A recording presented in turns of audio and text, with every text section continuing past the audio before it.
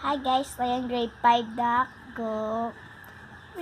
Pag grade 3 lang ako, so 34 is, 2024 grade 2, 33. And then, at 2023 grade 4 ako.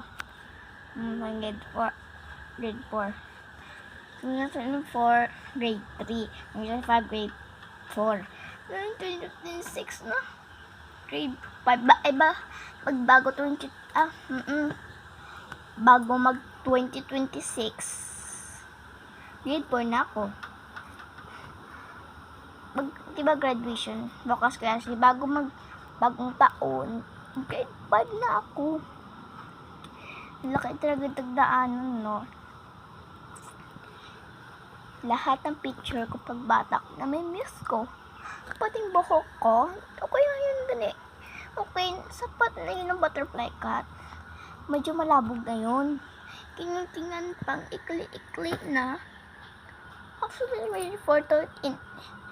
2023, 2024, inutdan. Inutdan tong buhok ko ng butterfly cut. 25 humaba. Bago mag 2025. Bago magbagong taon. Tingnan. Malabo. Tingnan pa kasi. Lungkot ko na yun. Bye. Diba, alala yun nakalaan. Papakita ko sa yung kulindas ko. Diba may isang tito na bag.